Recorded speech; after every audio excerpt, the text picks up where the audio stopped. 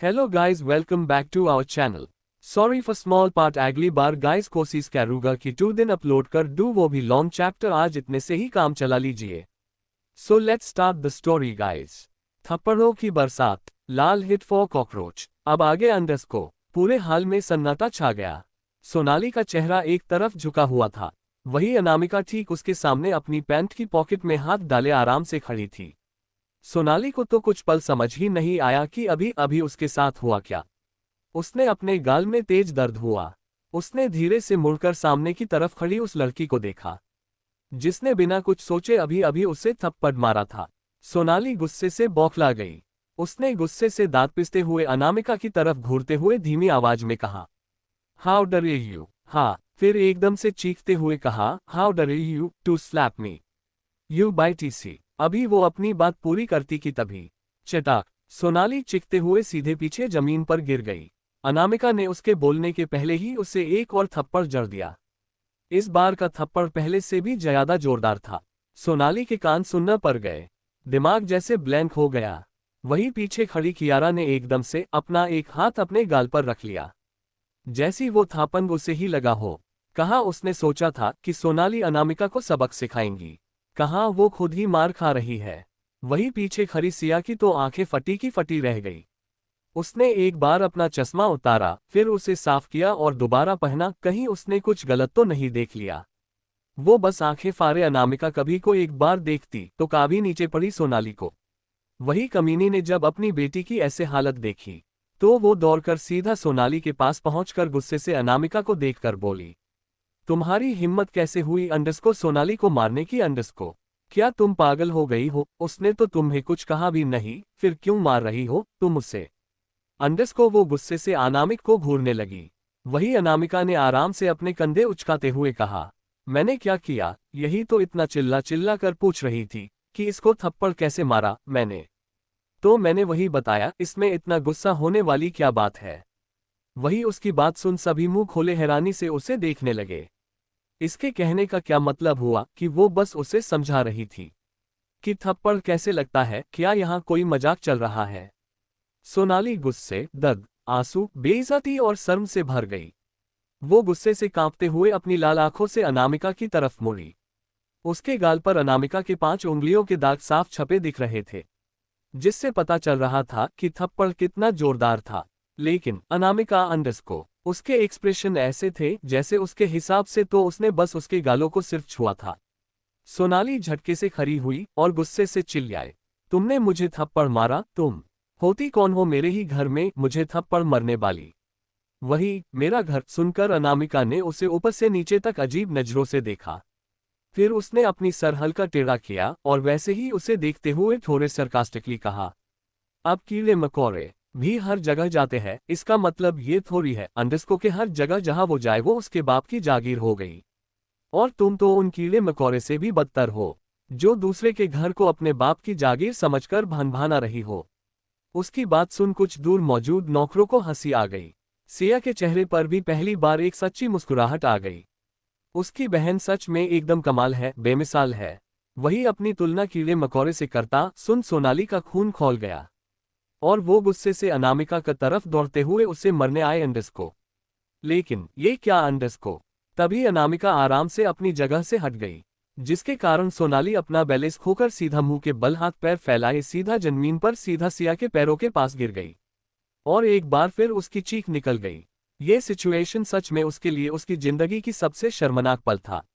एक नौकर ने धीरे से हंसते हुए कहा, ये तो बिल्कुल फैले हुए मेघ जैसी लग रही है। वही उसकी बात सुन उसके पीछे खड़ी एक नौकर को हंसी आ गई और सोनाली के देखने के पहले ही वो चुप गए।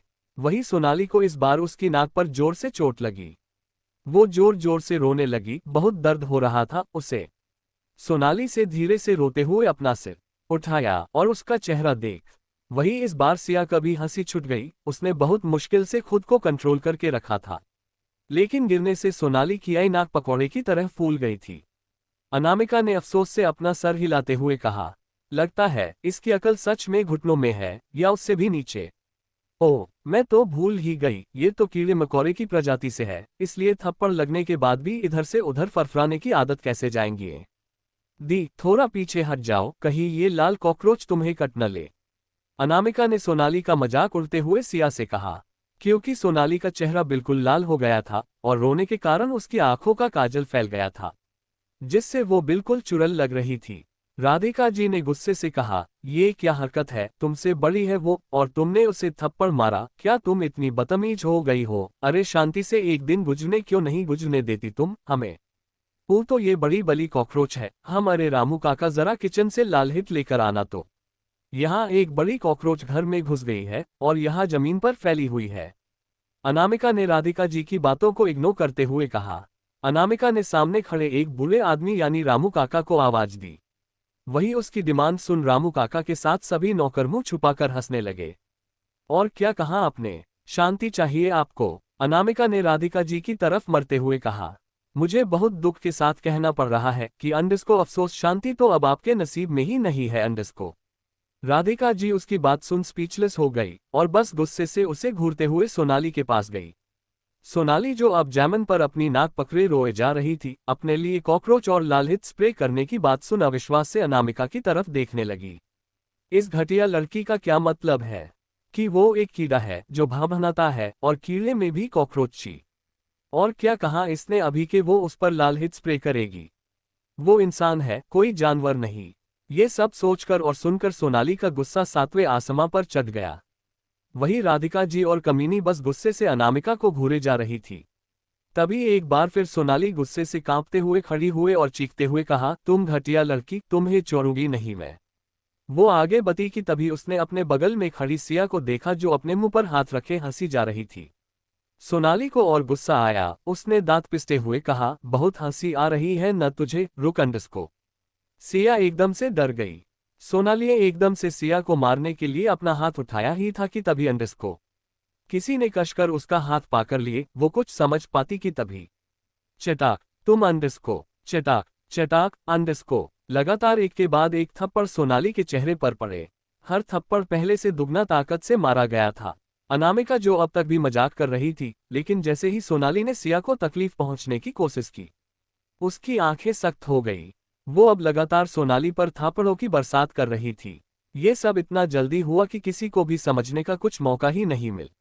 राधिका और कमीनी की आंखें खौफ से भर गई। सिया भी एक पल अनामिका को देखकर कांप गई। कियारा की हालत तो और खराब हो गई।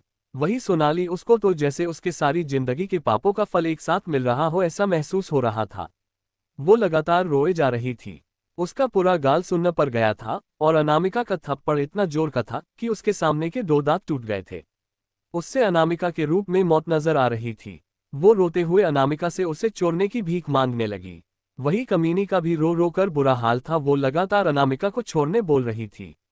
तब राधिका जी ने तुरंत सिया के पास आकर कहा, बेटा रोको उसे, नहीं तो कहीं ये लड़की सोनाली को मार ही ना दे, प्लीज रोको उसे, ये पागल हो गई है।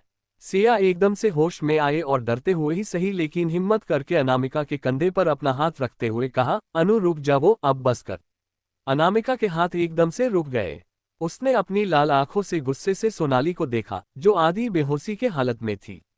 उसकी हालत सड़क के भिखारी से भी गैरगुजरी हो गई थी। कामिनी तुरंत उसके पास गई और रोते हुए सोनाली को पकड़ लिया। उसका दिल दर्द से भर गया, आखिर वो सोनाली को अपना बेटी ही मानती थी और अनामिक ने उसकी ऐसे हालत कर दी थी। वो रोते हुए अनामिका से बोली, अरे तुम्हारी दुश्मनी हमसे है तो मुझसे बदला लो, मेरी बच्ची को क्यों तकलीफ पहुंचा रही हो? आखिर क्या बिगड़ा है उसने तुम्हारा? वो रोते तड़पते हुए अनामिका से सवाल कर रही थी। सोनाली की ऐसी हालत देख उसका कालेजा फट रहा था। वही अनामिका बिना किसी भाव के कमीनी की हालत देख रही थी, रोती हुई, बेवश, तड़पते हुए। उसकी ऐसे हालत देख अनामिका के चेहरे पर अजीब सी मुस्कुराहट आ गई। उसे इस हालत में देख उसे अजीब सा सुकून मिल रहा था।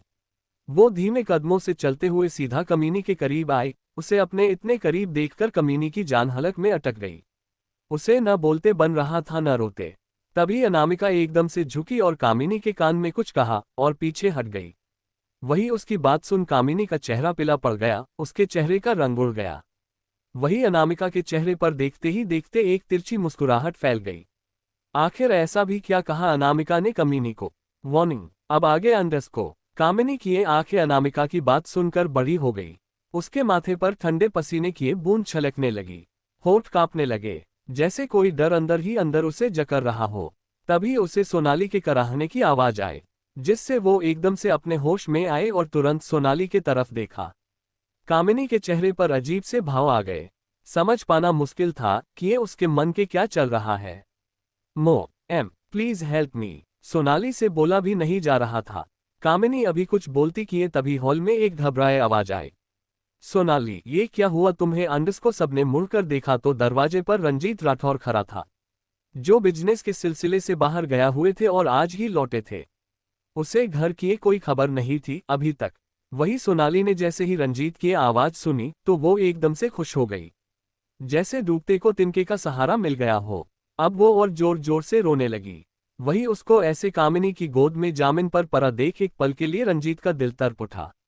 वो बिना एक पल गवाए दौड़ते हुए सोनाली के पास आए और घबराते हुए उसका गाल छूते हुए कहा, सोना, ये क्या हुआ है तुम्हें? फिर उसने एकदम से कामिनी को देखते हुए कहा, तुम कुछ बोलोगे? किसने इसकी ऐसी हालत की है? उसने गुस्से से गरजते हुए कामिनी से सवाल किया। वही रंजीत के ऐसे चिल्लाने से एक पल के लिए कामिनी सहम गई। उसके शब्द जैसे गले तक आकर अटक गए थे। वही उसकी चुप्पी से रंजीत का गुस्सा पल पल बढ़ता जा रहा था। उसने तुरंत सोनाली को उठाया और सोफे पर लेटाया। सामने खड़े रामू काका को आवाज लगाते हुए बोला, रामू काका, जल्दी से डॉक्टर को फोन करिए।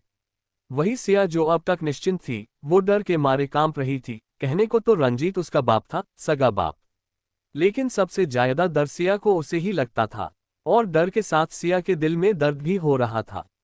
वो उसकी सगी औलाद थी, फिर भी रंजीत ने आज तक उससे दो मीठे बोल नहीं बोले थे। कभी स्नेह से उसका सर नहीं सहलाया था, जैसे वो सोनाली की चिंता करते थे, जबकि उन दोनों का तो कोई रिश्ता भी नहीं था। फिर भी रंजीत जी की आंखों में अपने लिए एक अनकहा नफरत और सोनाली के लिए प्यार वो बचपन से देखती आई थी। अब तो आदत सी हो गई थी उससे, इसलिए ज्यादा कुछ फर्क नहीं पड़ा। लेकिन अबे उसे बहुत घबराहट हो रही थी कि कहीं उसके कारण अनामिका पर कोई मुसीबत ना आ जाए। वही कियारा, जो अब तक डरकर साइड में खड़ी थी, एकदम से अपने एक्सप्रेशन गिरगिट की तरह बदल लिए और तुरंत ही रंजीत जी के सामने आकर रोते हुए सोनाली को सहारा देते हुए कहा, सोनाली दी, कुछ नहीं होगा आपको, अभी डॉक्टर आ रहे हैं, आप ठीक हो जाएंगी। वही सोनाली, जो दर्द से बेहाल थी और ठीक से बोल नहीं पा रही थी, उसने गुस्से भरी नजरों से घूरकर कियारा को देखा, जैसे कहना चाह रही हो, अच्छा अंदस को अब आ रही हो तुम? अभी जब मुझ पर थप्पड़ों की बरसात हो रही थी तो तुम डर से छुप गई थी और चुपचाप तमाशा देख रही थी। वही उसके एक्सप्रेशन देख कियारा थोड़ा सा कपका गई। उसने मन ही मन सोचा, अरे अंडस को नहीं, अभी इस बेवकूफ को अपने साइड रखना बहुत जरूरी है। उसने आंखों में नकली आंसू लिए सोनाली की तरफ देखते हुए मासूमियत से कहा, सॉरी दी, मैं बहुत डर गई थी, इसलिए कुछ कर नहीं पाए, और मेरी हालत देखिए, मैं कैसे आपको बचाती। वही उसकी बात सुन सोनाली ने भी सोचा कि कियारा की कंडीशन खुद ठीक नहीं है और वो है भी मासूम, तो उसने अपने एक्सप्रेशन नॉर्मल किए। वही रंजीत जी ने उन दोनों को बात करते देख परेशान होकर सोनाली से कहा, सोना, तुम कुछ बताओ बच्चे, तुम्हारे ये हालात किसने किए हैं? तुम बस नाम बताओ, बाकी मुझ पे छोड़ दो। रंजीत जी की बात सुन सोनाली को जैसे हिम्मत आ गई। उसने मन ही मन सोचा, अब इस लड़की की खैर नहीं। फिर एकदम से रोते हुए अपने टूटे दांत और फूले गाल को इग्नोर करते हुए बड़ी मुश्किल से अनामिका की तरफ इशारा करते हुए कहा, डैड, ये सब इस लड़की ने किया है, इसने मुझे बहुत मारा डैड, इसने मेरे दांत भी तोड़ दिए डैड, मुझे बहुत मारा, जबकि मैं इसे जानती भी नहीं। उसने उंगली से राजिद के पीछे की तरफ इशारा किया और नफरत से अनामिका को देखने लगी। वही रंजीत ने उसकी उंगली के दिशा में देखा तो पाया एक लड़की सामने रखे सिंगल सोफे पर एक पैर पर दूसरा पैर चढ़ाए बैठी थी। जैसे सामने चल रहे सीन से उसे घंटा फर्क नहीं पड़ रहा था। वो तो आराम से बैठी एप्पल खा रही थी और सबको ऐसे देख रही थी जैसे कोई शो चल रहा हो सामने, कॉमेडी शो जिसमें एक नमूना किरदार ऐड हो गया हो। उसे इतने इत्मीनान से अपने घर में देख रंजीत गुस्से से अपनी जगह से खड़े हुए और उसके तरफ बढ़ते हुए गौर से उसे देखने लगा। रंजीत ने महसूस किया कि सामने बैठी लड़की का ऑरा बिल्कुल अलग था, जो अक्सर नॉर्मल लोगों में नहीं होता। बिल्कुल बेबाक और ठंडा। आखिर ये लड़की है कौन जो उसके ही घर में बैठकर उसकी ही बेटी के चेहरे का नक्शा बिगाड़ दिया है? रंजीत ने मन ही मन सोचा, लेकिन फिर बाकी बातों को इग्नोर करते हुए उसने अनामिका से गुस्से से कहा, कौन हो तुम? और तुम्हारी हिम्मत कैसे हुई मेरी बेटी को मरने की? अंडस को उसका सवाल सुन अनामिका ने आई रोल करते हुए कहा, फिर से वही सवाल। उसने एक बार सर टेढ़ा करके राधिका जी, कियारा और लास्ट में सोनाली को देखा। इन सभी ने भी उससे यही सवाल किया था, और जिसका अंजाम तीनों ने अच्छे से भुगता था। एक का तो हाथ टूटा और सर फूटा हुआ था, दूसरे के दांत और मुंह फिलहाल टूटे हुए थे।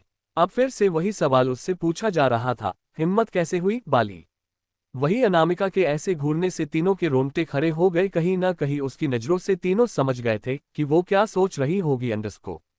कुछ पूछा है मैंने अंडस को? तुम्हारी हिम्मत कैसे हुई मेरी बेटी को मारने की? रंजीत ने जब देखा कि सामने बैठी लड़की पर उसके बातों का की असर नहीं हुआ और उसने उसे इग्नोर कर दिया था, तो वो गुस्से से लगभग फुट पड़े। आवाज नीचे, मिस्टर अंडस को आवाज नीचे। अनामिका ने आराम से रंजीत की तरफ देखते हुए सर्द लहजे में कहा। वो क्या है ना, मुझे ऊंची आवाज सुनना पसंद नहीं है, वरना फिर मुझे थोड़ा गुस्सा आ जाता है। फिर आगे की जिम्मेदारी मैं नहीं लेती। इतना कहकर अनामिका बिल्कुल आराम से फिर से एप्पल खाने लगी। वही उसकी इतनी सर्द आवाज सुनकर एक पल के लिए रंजीत ठिठक गया। उसे बहुत अजीब लग रहा था। उसकी बात सुनकर उसने दांत पिसते हुए कहा, मैं फिर से पूछ रहा ही, तुमने मेरी बेटी सोनाली को क्यों मारा अंडस को? कमाल है अंडस को, आजकल कीड़े मकोड़े का भी नामकरण हो रहा है। लेकिन मैंने तो घर में घुसे एक कॉकरोच को मारा था, ये सोनाली कौन है अंडस को? अनामिका ने जानबूझकर कंफ्यूज होने का नाटक किया। वही सोनाली का दिमाग खराब हो गया अपने लिए। फिर से एक बार कॉकरोच सुनकर उसकी आंखों से गुस्से से आंसू बहने लगे। उसने गुस्से से कहा, मैं सोनाली हूँ अंडस को? अनामिका ने एकदम से उसकी तरफ नजर उठाकर एक नजर उसे देखा, फिर रंजीत की तरफ देखते हुए कहा, क्या आप इसकी बात कर रहे हैं? रंजीत ने फ्रस्ट्रेट होकर कहा, हाँ तो और किसकी करूंगा? मुझे एक बात समझ नहीं आई, एक इंसान ने एक कॉकरोच को कैसे पैदा किया है? मतलब तुम्हें इस फूले हुए कॉकरोच के नकारा बाप हो? क्या अंडस को बकवास है? रंजीत ने चिखते हुए कहा। उसका खून उबल रहा था अब अंदर से, जैसे फट पड़ेगा अभी।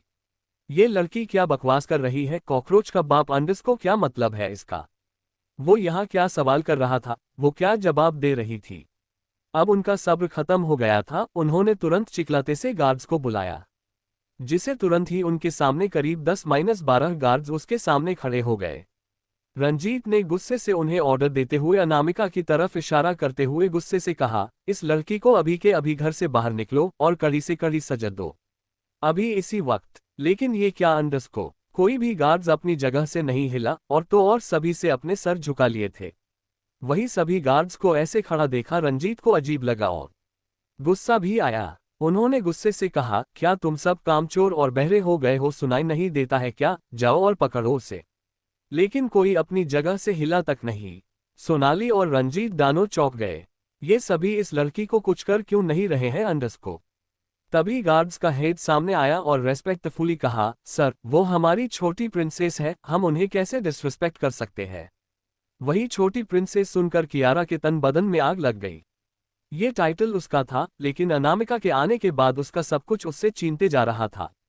सोनाली की आंखें एकदम से चौड़ी हो गई। छोटी प्रिंसेस यानी अनामिका, यानी इस घर की असली वारिस। इतना सोचकर ही उसके होश उड़ गए। मतलब ये लड़की अनामिका है। वही रंजीत पूरी तरह से कंफ्यूज्ड हो गया और उसने इस बार सीधा कामिनी को देखा। कामिनी ने रंजीत को बताया कि वो अनामिका है। बस इतना सोचते ही रंजीत के चेहरे पर हैरानी के मिले जले भाव आ गए। उसके एक्सप्रेशन थोड़े अजीब हो गए। वही उसका रिएक्शन देख अनामिका के होठों के कोने ऊपर की तरफ मुड़ गए। उसने अपने 2 उंगलियों से उन गार्ड्स को जाने का इशारा किया, जिससे वो सभी वहां से अपना सर झुकाए तुरंत बाहर चले गए। अब अनामिका धीरे से उठी और धीरे धीरे रंजीत के सामने आकर खड़ी हो गई। उसका चेहरा अब बिल्कुल एक्सप्रेशनलेस हो गया। उसका एटीट्यूड बिल्कुल बदल गया था।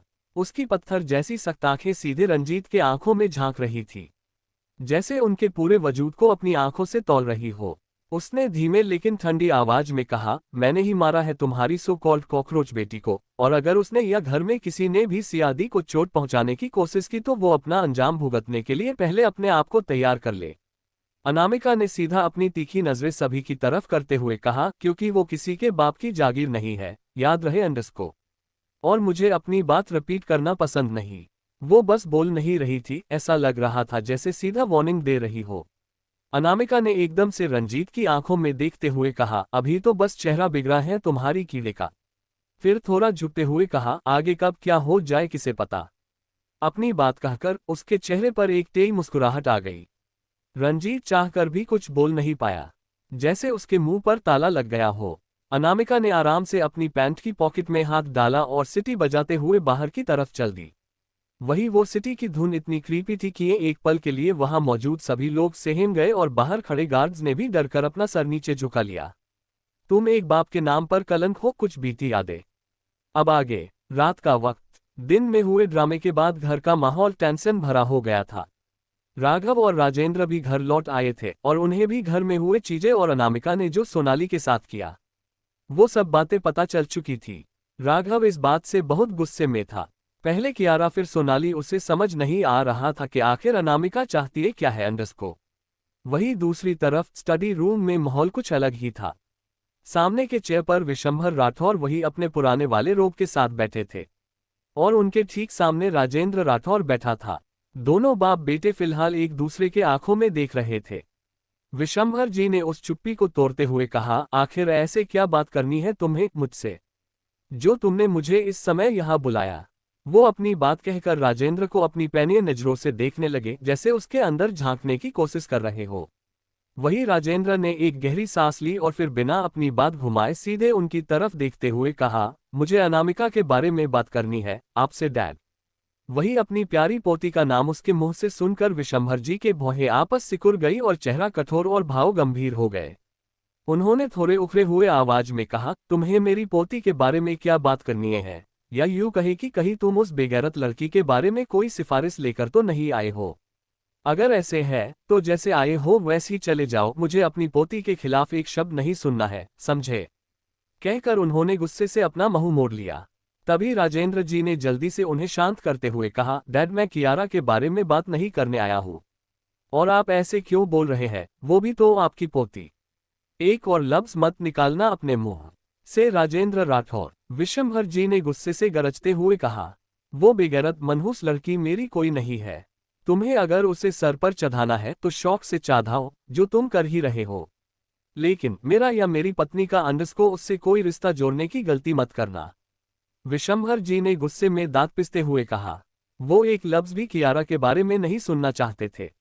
वही उन्हें इतना गुस्सा करता देख राजेंद्र ने जल्दी उन्हें शांत करते हुए परेशान आवाज में कहा, ठीक है मैं नहीं कह रहा कुछ, प्लीज आप शांत हो जाए, मैं वैसे भी यहाँ अनामिका के बारे में बात करने आया था। वो कुछ पल चुप रहा, फिर अंडस को गंभीर आवाज में कहा, डैड अनामिका अब तक कहाँ थी। आपने खुद कहा था कि ये वो हॉस्टल में है, लेकिन मैंने अच्छे से चेक करवाया है, वो कभी भी किसी हॉस्टल में गई ही नहीं। और अंडस को वो ऐसी अंडस को मतलब अंडस को ऐसी अंडस को क्यों हो गई है, मुझे पूरी बात जाननी है आपसे। अनामिका कहाँ थी इतने दिन। उसकी ये बात सुन विशंभर जी चुप रहे और गौर से उनकी आंखों में देखते हुए सवाल किया, और क्यों जानना है तुम्हें मेरी पोती के बारे में। क्योंकि मैं उसका बाप हूँ, अंडस को हक है मेरा। राजेंद्र ने थोड़ी ऊंची आवाज में कहा, बाप, क्या सच में तुम उसके बाप हो, या फिर ये कोई भद्दा मजाक है। विशंभर जी ने उसे देखते हुए बाप शब्द पर जोर देते हुए उसका मजाक उड़ाने वाले लहजे में कहा, डैड अंडस को ये क्या बोल रहे हैं, अंडस को आप अंडस को सच ही तो बोला है, मैंने बाप का मतलब भी जानते हो तुम की बाप होना क्या होता है। विशंभर जी ने तंज कसते हुए कहा, जैसे उसे आईना दिखा रहे हो। वो कुछ पल रुके और उसकी आंखों में देखते हुए तंज कसते हुए कहा, अरे बाप वो होता है जिसके छाया में बच्चे हमेशा अपने आप को सुरक्षित समझता है। वो अपने बच्चे की ढाल होता है। पता है, बाप सिर्फ वो नहीं होता जो बच्चे को जन्म देता है। जन्म तो सभी दे देते हैं, पर एक बाप बनना आसान नहीं होता। बाप वो होता है जो अपने बच्चे के हर मुसीबत, हर जख्म, हर दर्द के आगे दीवार बनकर खड़ा हो जाए, जो अपने बच्चों के जख्म देखकर खुद दर्द महसूस करे। विशंभर जी की आंखों में ये कहते वक्त एक दर्द था, लेकिन एक ठहराव भी था। उनके शब्द जैसे तलवार की तरह राजेंद्र जी के दिल को चीरते जा रहे थे, हर शब्द एकदम सटीक। अंडस को, पर तुम अंडस को, तुमने क्या किया, अपने ही खून को दरकिनार किया उस बेगैरत लड़की के लिए। अपनी असली बेटी की खुशियां, उसका हक, उसकी जगह सब छीनकर तुमने उस मनहूस लड़की को अपने हाथों से दे दिया। जिस राठौर परिवार में पीढ़ियों से लड़की का मुंह नहीं देखा, वहां हमारी पीढ़ियों के बाद जन्मी हमारी राजकुमारी की खुशियों का खून किया है तुमने और तुम्हारी पत्नी दोनों ने अपने जिंदा रहते हुए अपनी इकलौती बेटी को अनाथ कर दिया, उसकी मासूमियत को कुचल दिया। और अब अंडस को, तुम मुझसे ये पूछने आए हो कि ये अनामिका कहाँ थे? वाह अंडस्को, क्या बात है अंडस्को, कैसे बाप हो तुम, जिसे इतना भी होश नहीं कि उसकी बेटी कहाँ है, कैसे है, किस हाल में है। वही राजनेद्र को उनकी बात सुन अलग ही बेचैनी होने लगी, जैसे कुछ तो गलत है, पर क्या। उसने राजेंद्र जी से थोड़े बेचैन आवाज में पूछा, डैड अनामिका तो खुद चली गई थी, उसने कियारा को नुकसान। चुप रहो बेवकूफ, विशंभर जी ने गुस्से से कहा। तुम एक बाप के नाम पर कलंक हो। मुझे समझ नहीं आता कि आखिर तुम सबको को जब देखो कियारा कियारा कियारा की रट क्यों लगाए रहते हो। अरे हमारे खानदान की इकलौती बेटी मेरी पोती अनामिका है, वो थी और वही रहेगी। कोई सड़क छाप लड़की उसकी जगह कभी नहीं ले सकती, और इस जन्म में तो ये बात कभी नहीं बदलेगी। वही अपने लिए कलंक सुनकर राजेंद्र जैसे सुनन रह गए। ये जो तुम मेरे पास ये सवाल लेकर आए हो ना अंडस्को की अनामिका कहाँ थी, पहले अपने आप से ये सवाल करो कि ये तुम्हारे अंदर का बाप कहाँ था, जो अपनी एकलौती बेटी के बारे में भी नहीं जानता। अपनी आप से सवाल करो कि तुमने और तुम्हारी पत्नी ने अपनी खुद की बेटी से क्या क्या छीना है। अपनी आप से सवाल करो कि क्या तुम एक बाप कहलने के लायक भी हो या नहीं। जब तुम्हें जवाब मिल जाए तब तुम्हें मुझसे सवाल करने की जरूरत ही नहीं पड़ेगी। अब जाओ यहाँ से अंडस्को। अपने पिता के एक एक शब्द सुनकर राजेंद्र की सांसें भारी हो रही थी, उसका गला जैसे सूख गया था। उसे ऐसे महसूस हो रहा था जैसे कोई उसका गला दबा रहा हो। उसने मन ही मन खुद से एक सवाल किया कि क्या सच में वो एक बाप कहलने के लायक है। उसकी अंतरात्मा ने बस एक जवाब दिया, अंडस्को बिल्कुल नहीं, वो शायद एक बाप कहलने के लायक नहीं था। विशंभर जी ने अपने अभागे बेटे को गौर से देखा और उसका चेहरा देख उनके होठों पर एक कड़वी मुस्कान फैल गए। राजेंद्र जी का मन बेचैन हो गया था। उन्हें यहाँ घुटन जैसा महसूस हो रहा था। वो बिना कुछ बोले मुड़े और धीमे कदमों से बाहर जाने लगे। वो अभी बाहर जाते कि तभी विशंभर जी की एक गहरी आवाज उनके कानों में पड़ी, अंडस्को याद रखना, खून का रिश्ता भी तभी मायने रखता है जब दिल से निभाया जाए, वरना बाप सिर्फ नाम का रह जाता है। उद्धरण चिन्ह। और तुमने अपनी एकलौती बेटी को बहुत पहले ही खो दिया, जो शायद कभी तुम्हें वापस मिले। और याद रहे मेरी पोती अब वो मासूम अनामिका नहीं है, वो एक चलता फिरता आग है। अपनी मनशूज बेटी को उससे दूर ही रखना, वरना वो जो चाले चलती है ना, उससे मेरी पोती का तो नहीं लेकिन उस मनहूस का जरूर बहुत कुछ बिगड़ जाएगा। उम्मीद है पिछले हुए घटना तो तुमने देखी ही होगी। वही उसकी बात सुन राजेंद्र ने कुछ नहीं कहा। वो अच्छे से देख चुका था कि ये अनामिका ने क्या किया था। खैर अभी वो अपनी ही दिल और दिमाग में उलझा हुआ था। उसने कोई जवाब नहीं दिया, बस चुपचाप वहां से सर झुकाए बाहर निकल गया। वही दादाजी बस उसे जाते देखते रहे। रात के 12 बज रहे थे। राजेंद्र का मन बिल्कुल बेचैन था। उसे घर में बहुत घुटन हो रही थी, घर काटने को दौड़ रहा था। इसलिए वो पिछले 1 घंटा से बाहर गर्दन में बैठकर सामने सुने को देखते हुए गहराई से कुछ सोच रहे थे, या ये कहे कि विशंभर जी के बातें उनके दिलो दिमाग में घर कर गई थी।